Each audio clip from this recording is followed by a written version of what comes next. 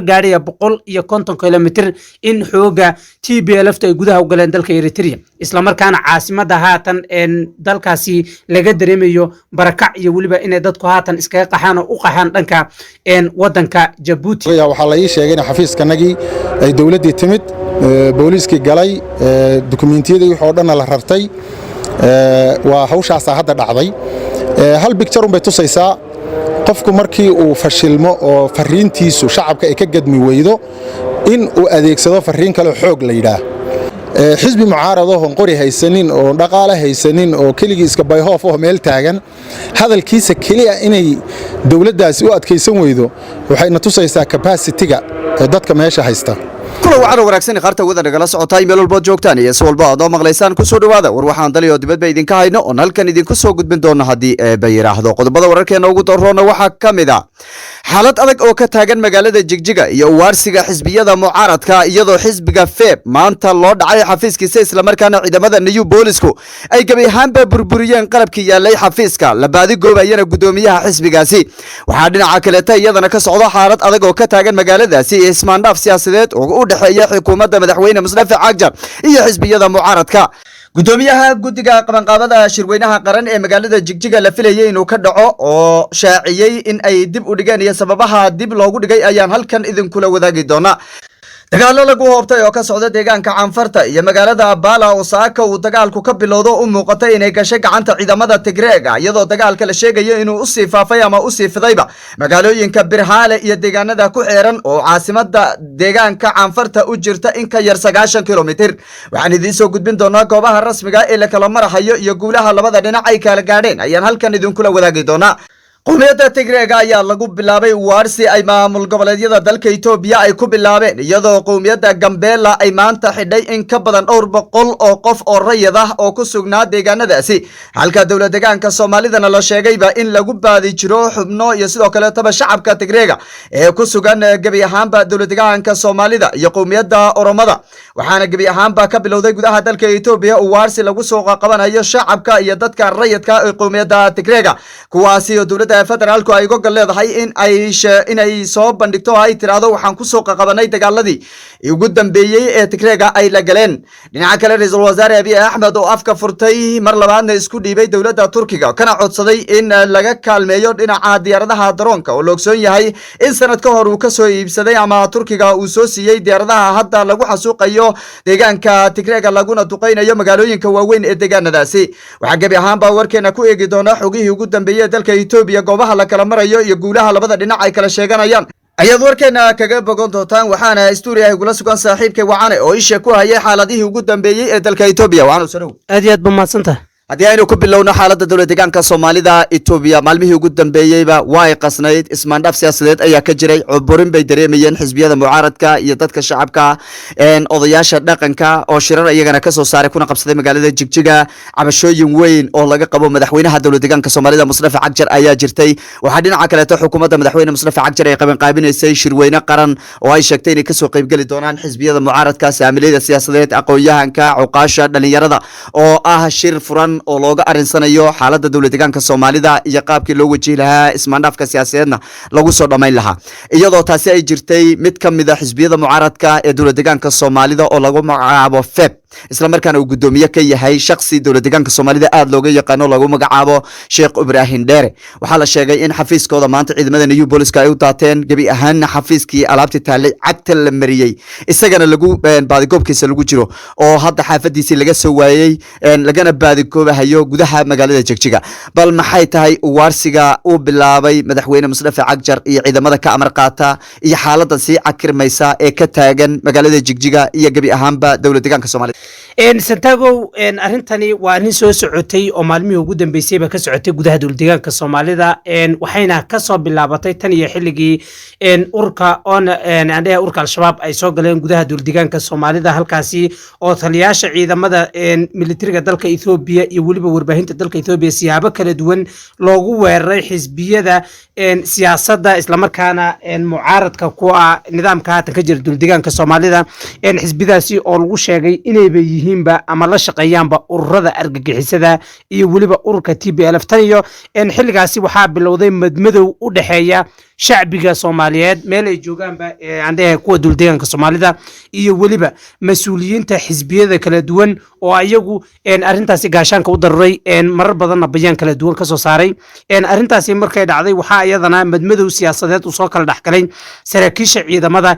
duldeegaanka Soomaalida haday noqoto kuwa booliska kuwa liyu booliska iyo weliba kuwa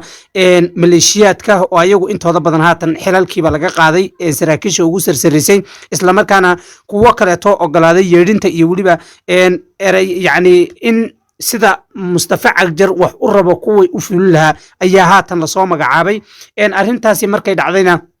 waxaa bilowday Pexi iyo cuburin iyo weliba duulaan lagu qaadayo mas'uuliyiinta xisbiyada kuwaasi oo haatan ugu dambeeyay Sheekh Ibrahim oo ah madaxa xisbiga FEF kaasi oo gabi ahaanba maanta ofiskiisii la burburiyay isla markaana qalabkii yaalay ciidamadu ay qaateen dhanka kale waxa iyadana haatan soo baxaysa in mas'uulkaasi haatan lagu raad joogo oo la raadinayo waxaan ognahay sidoo kale in mas'uuliyiin xisbiga wadanid midnimada iyo sinaanta cadaaladda in haatan mas'uuliyiintiisii ugu sareysay ay haatan ku sugan yihiin wadanka Kenya gaar ahaan magaalada Nairobi oo ay iskaga soo qaxeen caburintii iyo weliba cagajugleyntii uu ku hayay Mustafa Cagjar xisbiyada sida oona lifo kale waan ogeyn ayagana in fadeexada la yaab leh ay la kulmeen oo codad xataa sira uu ka duubay Mustafa Cagjar kuwaasi oo haatan la rabo in ay ka soo qayb galaan shirweynaha uu ku dhawaaqay maamulka ka jira dowladdeegaanka Soomaalida gaar ahaan Mustafa Cagjar waxaana haatan u dambeysay cuburintaasi waxaaba ka daranba in shirkii ay qaadaceen gabi ahaanba xisbiyadii mucaaradka isla markaana gudoomiyaha guddiga qabanqaabada shirka shirweynaha qaran ee ka dhici lahaa magaalada Jigjiga in maanta uu shaaciyay in 4 toddobaad ay dib u dhigeen maadaama xisbiyadii oo dhanba ay qaadaceen wax ka soo qayb galo halkaasi la waay dhanka kale waxaan ogeysan taago in xisbiyadu la sheegay inaysan taageerayaashooda soo wadan karin in ay imaanayaan oo shirkaasi oo ka soo qayb galayaan oo kelita mas'uuliyiinta ku matala xisbiyadaasi oo dhan يعني مسؤولين ugu sareysa oo ay kamid ama gudoomiyaha ama ku xigeenka hadba qofkii ka soo qayb gali karo inuu imaanayo dhanka kale waxa la rabay inay ka soo qayb galaan qurba joogta duldeegaanka Soomaalida ka soo jeedo inay tagaan magaalada Jigjiga isla markaana ka qayb galaan shirka ayaguna waa ay diideen markii ay u bogi waayeen nidaamka wax loo wado iyo sidoo kale sida shirka uu ku dhacayo iyo ajandaha shirka oo laftirkiisa aan cadeyn dadka qaar ba waxay sheegayaan in shirkani oo kelita looga leeyahay inay imaadaan mas'uuliyiinta ugu sareyso ama madaxda xisbiga in madaxda xisbiyadaasi xisbiyada kala duwan ee dowladdeegaanka Soomaalida isla markaana markii ay shir ka soo qayb galaan la xiro oo halkaasi xabsi loo taxaabo Santiago arinta kale iyadana jirto waxaan ogeyn in xisbiyada laftirkoodu ay ka hadleen marar badan shidaalka dowladdeegaanka Soomaalida ceelasha ku yaalo iyo waliba in ay ka hadleen masiirka dowladdeegaanka Soomaalida ugu horeeyo maadaama wadanka haatan uu burburay oo Ethiopia haatan la sheegay aysan jirin oo Ethiopia qowmiyad isku haysato in dowladdeegaanka Soomaalida iyo xuduudihiisa iyo sidoo kale ciidankiisa iyo hawshiisa in laga wada tashto oo shirkan uu noqdo shir looga arinsanayo ayaha dowladdeegaanka Soomaalida laakiin arintaasi gabi ahaanba ma aha ajanduhu oo waxa uu yahay kelita in la difaaco axmaarada iyo waliba canfarta oo dad badan oo Soomaaliyeed qabo arintaasina waa lagu kala duwan yahay ajandaha shirka marka gabi ahaanba maadaama shirka ajandihiisu uu cadeyn oo uu yahay oo kelita madmadow iyo tuhno laga qabo in Mustafa Cagjar sidii marka hore axmaarada iyo canfarta uu taageeriyay isla markaana uu hadaba dhilif ugu ahaa in uu halkaasi ka sii wado madaxda iyo mas'uuliyiinta xisbiyada mucaaradka waa iska diideen waxaana ay sheegeen inaysan marnaba ka qayb galaynin shir ajandihiisu uu yahay in axmaaro daba dhaq loogu noqdo isla markaana kaba qaadnimadii ka socotay dowladdeegaanka Soomaalida ay halkeedii ka sii socoto waana arinta haatan shirku uu burburay afartaasi isbuuc kelita maahe shirkaasi gabi ahaanba waa kalaabsi garowday oo ma jirto shir la iskugu imaanayo oo xisbiyadu ay ka soo qayb galayaan haddii ay jirto oo arintaasi run ay tahay oo shirkan uu yahay shir xalaala maanta duulaan laguma qaadeen Sheekh Ibrahim Dheere xafiiskiisa isla markaana qalabkii yaalay iyo hantidii taalay maanta ciidamada liyu booliska ma aysan qaateen sidoo kaleetana ilaa iyo xilligan kuma aysan raad joogeen wagaag dhinaca kale odayaasha dhaqanka ee gobolka Faafan gaar ahaan waliba magaalada Jigjiga kulamo ayay ku qabsanayeen magaaladaasi ay uga soo horjeedaan xukuumadda madaxweyne Mustafa Cagjar ayna sheegeen in ay madaxtooyada ugu daadan doonaan haddaan sida ugu dhaqsiyaha badan uusan xilka ka degin bal xaggee ku dambeeyeen kacdoonkii shacab ee ay horkacayeen odayaasha dhaqanka ee magaalada Jigjiga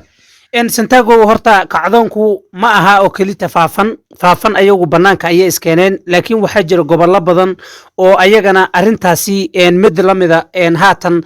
ku soo jiro oo rabo inay wadadii ay mareen faafan ee uga soo horjeedsadeen nidaamka Mustafa Cagjar inay qaadaan waxaa kamid ah gobolka Shabeelle iyo waliba Afdheer iyo waliba gobolka Liibaan oo ayaguna arintaasi qaban qaabinayo sidaanu ku helayno ila wareediyo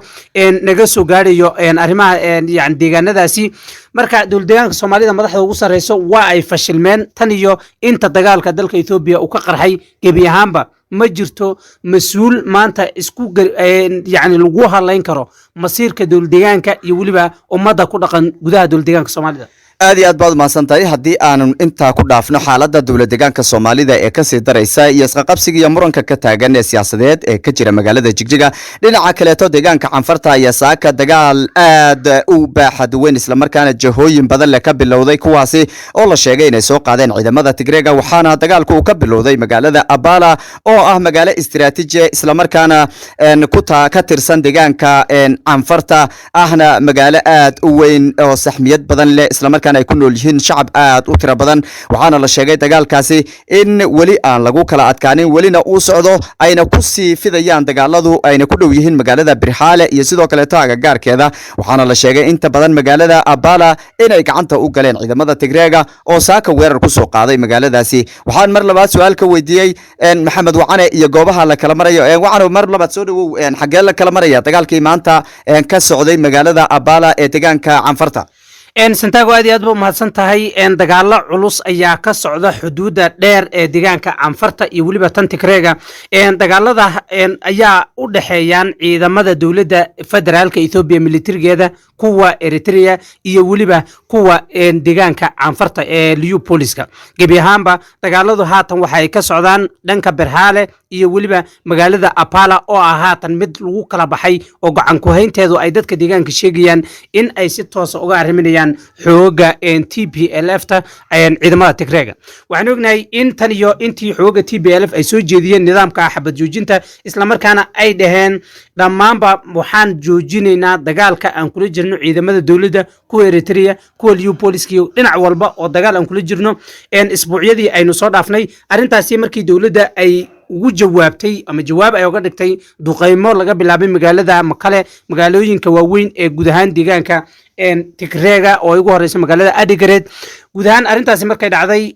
xooga TPLF way isa soo geejiyeen waxayna bilaabeen inay dagaalo jahooyin badan ay ku qaadaan ciidamada militariga dalka Ethiopia kuwa Eritrea iyo waliba kuwa dowladdeegaanada dalka Ethiopia waxayna dagaaladu haatan ka bilowdeen gudaha deegaanka Canfarta